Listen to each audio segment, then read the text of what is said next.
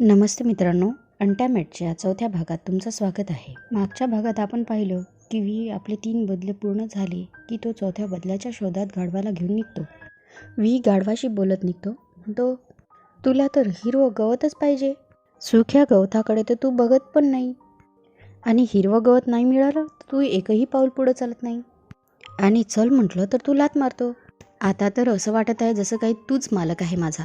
आता व्हीला तहान लागते म्हणून तो एका विहिरीजवळ थांबतो. काही लोक त्याला विहिरीकडे येताना दिसताच व्ही मोचा मुकोटा लावतो, कारण त्याला त्याची ओळखी दाखवायची नसते, आणि गध्याला घेऊन थोडा दूर बसतो. ते लोक पाणी पितात. यामध्ये 2 व्यक्ती दाखवलेले आहे, नाव न सांगितल्यामुळे पहिला आणि दुसरा म्हणून.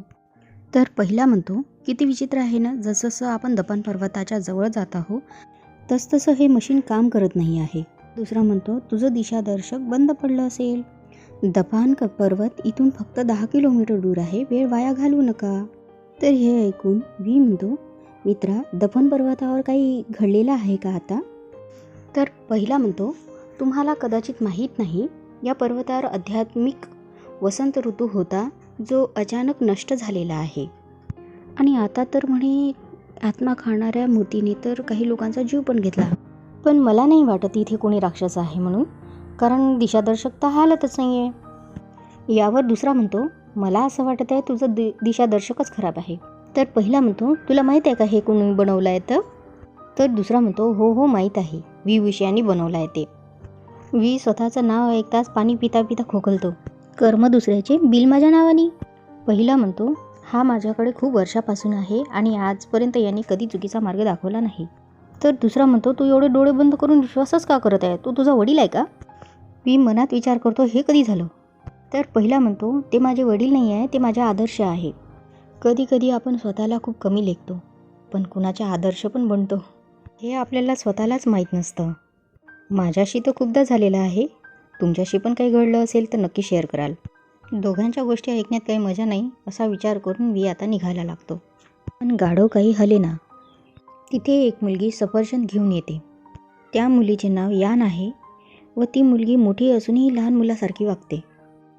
तो यानकडून सफरचंद तर घेतोच, पण गाढवाला सफरचंद आवडलं म्हणून त्याचं नाव सफरचंद ठेवून देतो, आणि सफरचंद गाढवाच्या समोर दोरीला टांगतो, आणि सफरचंदाकडे पाहून गाढव पण पुढे पुढे चालायला लागतो.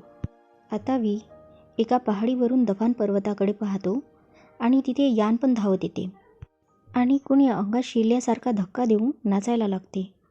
असं अचानकच जर कोणी येऊन माझ्या समोर जर नाचायला लागलं तर मला तर हार्ट अटॅकच येईल.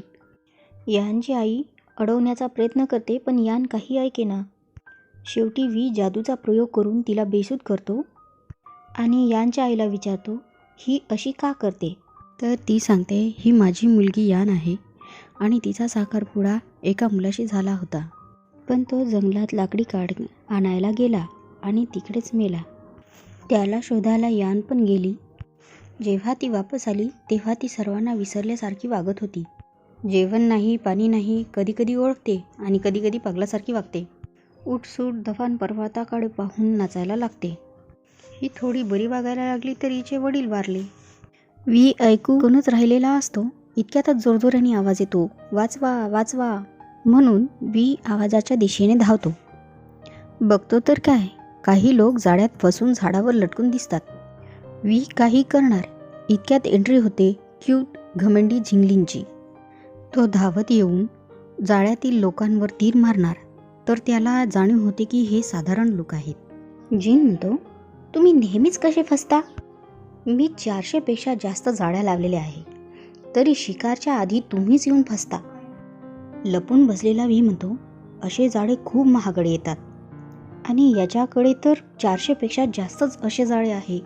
खरंच? जिंगलीन तर खूप अमीर झाले. इकडे जाळ्यातील लोक विनवण्या करायला लागतात, आम्हाला माफ करा, आम्हाला खाली उतरवा. तर जिन म्हणतो, नाही राहू द्या, तुम्ही वरच चांगले दिसता, माझ्या कामात टांग अडवायची ही तुम्ही शिक्षा समजा. पहिले सैतानाला पकडतो, जर आठवण आली तर तुम्हाला पण उतरवीन, असे म्हणून जिन जायला लागतो. पण इथे यान सफरचंद म्हणत गाढवाला आवाज देते, आणि गाढवही तिच्या मागे आवाज ऐकून पळायला लागतो. व्ही त्याला ओढून थांबवण्याचा प्रयत्न करतो. व्ही खाली पडतो, पण गाढव थांबत नाही. हे जीन पाहतो आणि वी जवळ येतो. वीच्या मुखोट्याकडे पाहून म्हणतो, अरे हा तू आहेस. वी पटकन उभा होतो आणि म्हणतो, तू मला ओळखतो का? तर जीन म्हणतो, तुला घरातून काढल्यानंतर तू पागल झाला होता ना? हे बघ तुझी अवस्था काय झाली. बरं झालं मामाने तुला काढून टाकलं तर. पण मोच्या कुटुंबाने तुला कसं काय स्वीकार केलं? वी मनात विचार करतो, मला माहीतच नव्हतं मो हा जीन सरकाराचा अस्वीकार मुलगा आहे. पुढे जीन म्हणतो, निघून जा इथून. मला तुझं थोबाड पण पाहायचं नाही आहे, चोर कुठला. तर वी म्हणतो, चोर कुणाले म्हणतं बे? तर जीन म्हणतो, तुलाच म्हणतो आणि आता इथून निघून जा. यावर वी म्हणतो, तुझ्या आईने तुझ्यावर चांगले संस्कार केले असते तर बरं झालं असतं. लिन म्हणतो, काय बोलला तू? तुझी इतकी हिंमत? असे म्हणताच लिन वीवर तलवारीने वार करायला लागतो.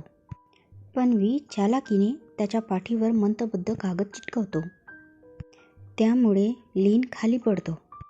मागून काही सैनिक धावतात तर वी त्यांच्यावर पण मंत्रप्रहार करतो.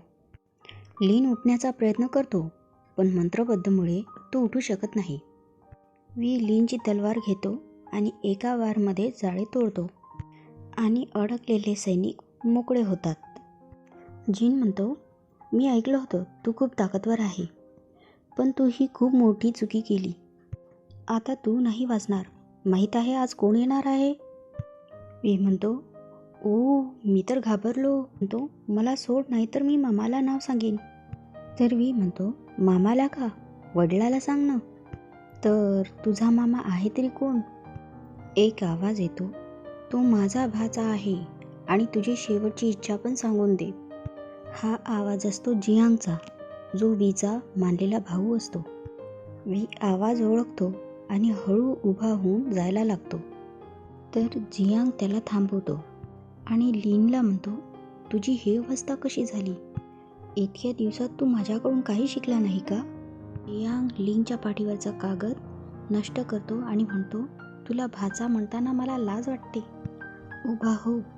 लिन उभा होतो आणि वीकडे तलवार करतो आणि म्हणतो, मी तुझा पाय तोडणार. तर जियांग म्हणतो, मी तुला काय शिकवले? जो कोणी इलिंगच्या मंत्राचा वापर करणार त्याचे तुकडे करून कुत्र्याला टाकायचे. वी अजूनही पाठ करून उभा असतो. लिन तलवारीने वार करतो पण निळा प्रकाश अडवतो. हे पाहून वी दचकून झाडामागे लपतो. आणि इथे एंट्री होते पांढरा शुभ्र राजकुमार लांजांची. त्याला पाहून वी म्हणतो, आजचा दिवसच खराब आहे. लान त्यांच्या कल्टिवेटरसोबत येतो. जियांग म्हणतो, लानचा दुसरा मुलगा? खरंच, जिथे संकट येते तिथे तो पोहोचतो. पण तो आज इथे काय करतो? नेहमीप्रमाणे श्रेय चोरायला आला आहे की कुणाला शोधायला आले आहे?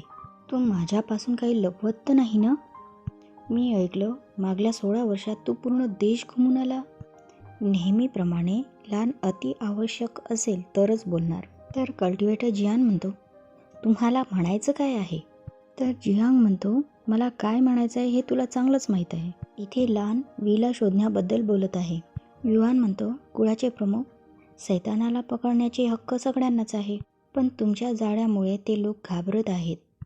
तुम्हाला नाही वाटत तुम्ही नियम तोडत आहात?